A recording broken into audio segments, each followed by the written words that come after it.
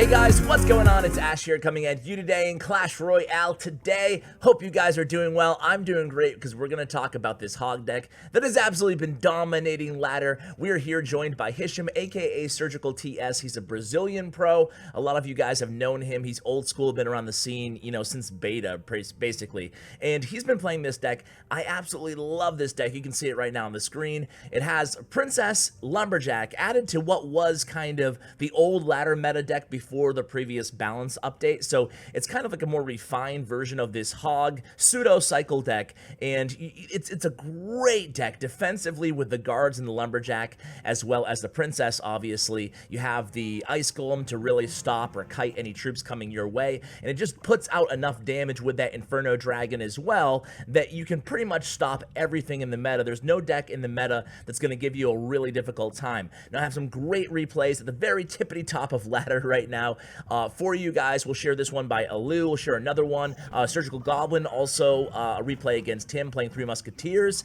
And I'll hop into a match all in this video, so stay tuned, guys. It should be a good one. So here we goes. One thing that you're going to notice about SurgicalTS is that he always defends as efficiently as possible, using as little elixir as possible. And I think that's an area where I could improve in my game. I don't know about you guys, but I tend to be overly aggressive both on defense and on offense. But if you really pay attention to the moves that you're going to see SurgicalTS make throughout these replays, you'll know that he always, he errs on the side of caution in whatever he does, but he knows when to attack at the same time. Just a really good player. We can learn a lot from watching these replays here. So Inferno Dragon's going to answer this P.E.K.K.A.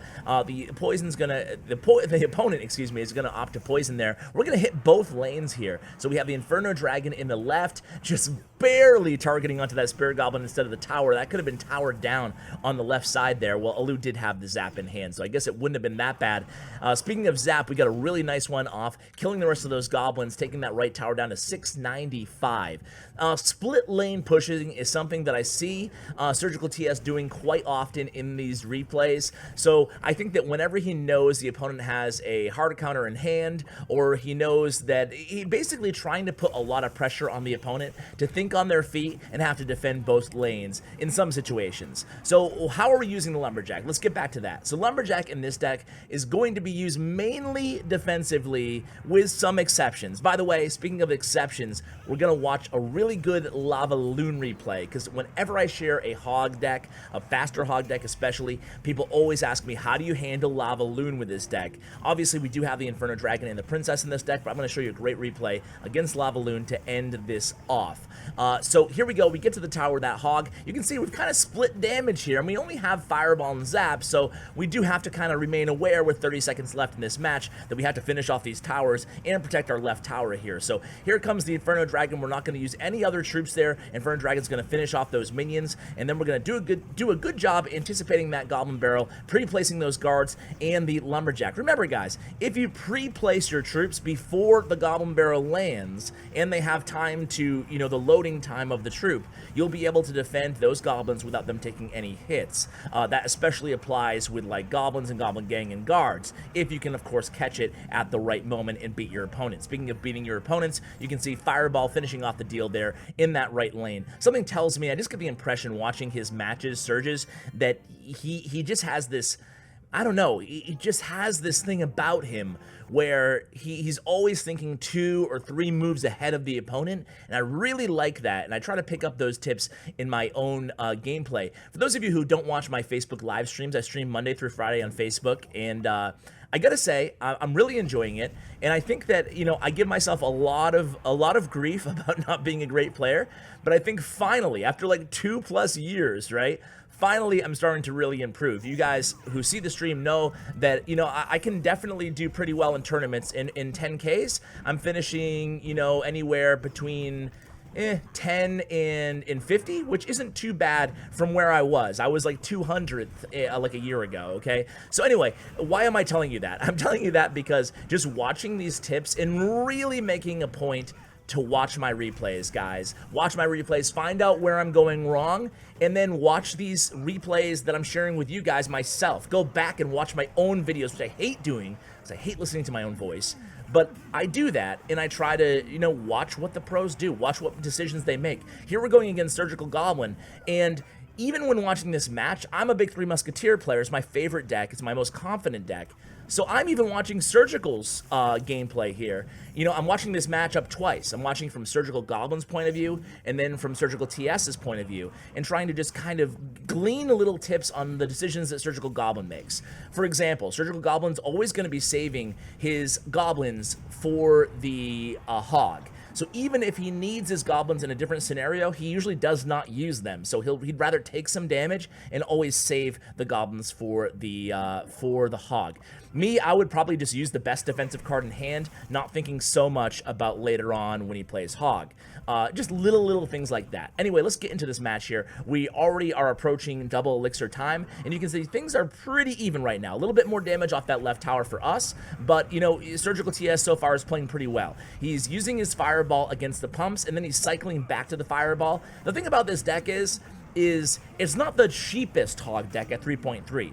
But it still can cycle fast if you play your hand correctly, and a good job still splitting the damage by SurgicalTS. Now he's going to go in the left lane. He has a solo Lumberjack. He's waiting for the Lumberjack to die, and here it goes, guys. Lumberjack dies. Hog on Rage is insane. He's going to easily take down that tower despite that Dark Prince's best efforts. But that is the Lumberjack in a nutshell. You're going to be defending with the Lumberjack. Did I try to say this point like 5 minutes ago? I think I did. Ash fail. So you're going to be defending with the Lumberjack in this deck, and then you're going to be counter pushing with the Lumberjack. As the Lumberjack is dying, not like you would play an Ice Golem into the Hog. That's when the Lumberjack dies, that's when you can send in your Hog. That Rage lasts for a few seconds, and you can see here, just barely holding on to that right tower. However, we get a lot of damage done to the King Tower as well. Comes away with a victory, just doing a good job of playing defense there, and then pressuring both lanes with the Hog, Lumberjack, etc. So again, with the Lumberjack, you want to defend, and then you want to go ahead, wait till he dies. If you think your opponent doesn't have a great counter in hand, or they're low on elixir, you send in the Hog. Now, when we get to my live match at the end of this video, after this replay, I'll show you how not to play the Lumberjack. You know, just trying to help you guys out.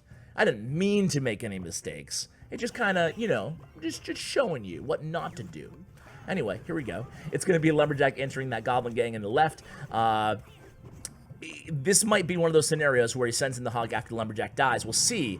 And of course, it's going to be. So the Lumberjack dies. We're immediately going to send in Hog, same lane. He's going to eat up some of that rage, get like, what, maybe 3 or 4 rage hits on that tower. And you can see how long the rage is lasting, guys. I mean, that Lumberjack rage lasts a decent amount of time. I'm not sure exactly offhand what it is, but it seems like around 3 seconds. So you have plenty of time, maybe even longer. You have plenty of time to get the Hog in, even after the Lumberjack dies, and get some damage. Here again, I would have used the Ice Golem here to help out that Inferno Dragon. No. We don't need the Ice Golem. Look at how little damage the Inferno Dragon was able to handle those pups just fine. Again, here comes a balloon in the right lane. He waits on the fireball, waits to see if Ryan is going to support the push anymore. He doesn't. He waits till the balloon gets one shot off, then he uses the fireball. Again, just little decisions like that are things that I try to pick up and emulate in my gameplay. So just doing a good job there. So the left tower's down to 756. Our tower did take 1 hit on that balloon, but not a big deal, right? We still have the advantage here. So we're going to send in a Hog pretty aggressively in the right lane. Going to start working on that right tower as well here. Minions are the answer to the Hog, but we get about half the damage off that right tower. Now, going into double elixir time, obviously in this matchup, guys, we're at a big disadvantage. So Ryan's about to make a comeback here, so stay tuned.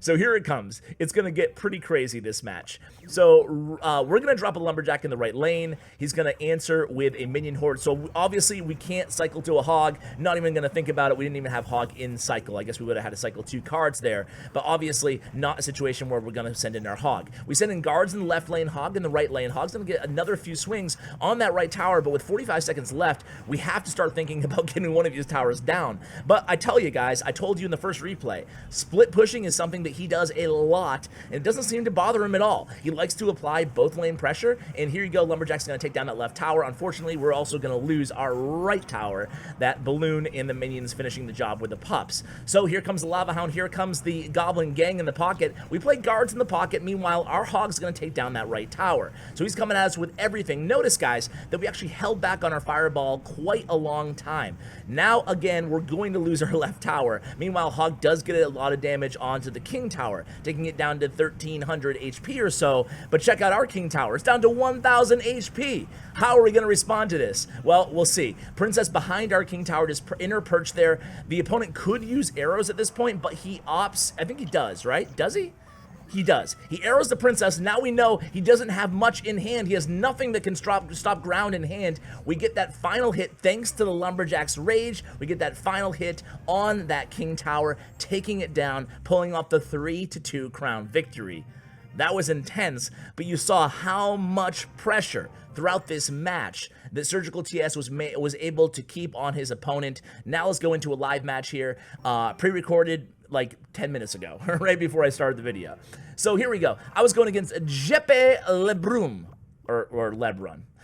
So I start out with, to see what, I didn't want to play a Hog as my first play here, even though I have a really good defensive hand.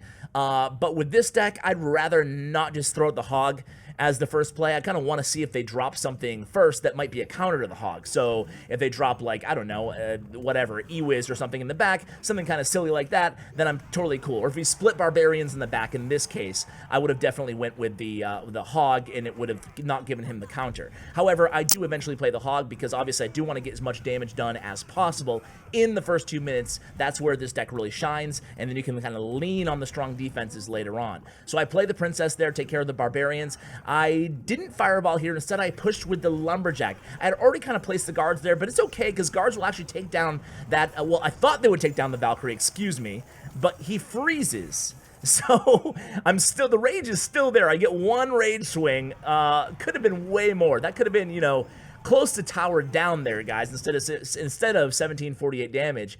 But now I know he has the elixir advantage. Now, I haven't made any, in my mind, I haven't made any big mistakes here yet. I didn't even know what he had in his deck. This is a really funky deck. He has Hog.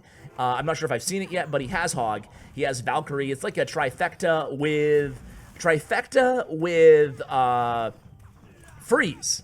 Really interesting deck, and I opt to Fireball here. And then I opt to send in the Hog. I think I should have just sent in the Hog. But okay, I couldn't send in the Hog because I knew he had Barbarians in hand. No, I did send in the Hog. What the heck, Ash, dude? You're crazy.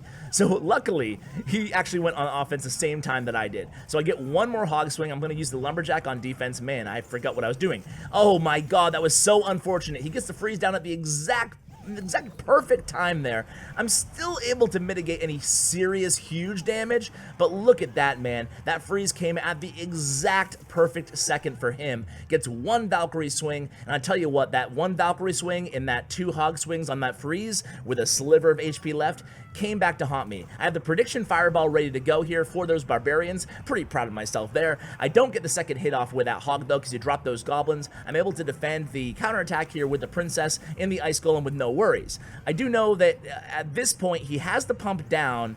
I decide this is my big mistake, I think, but you guys can tell me what you think in the comments. I go in knowing he has freeze. I get some good fireball value there, but now he comes at me super aggressively.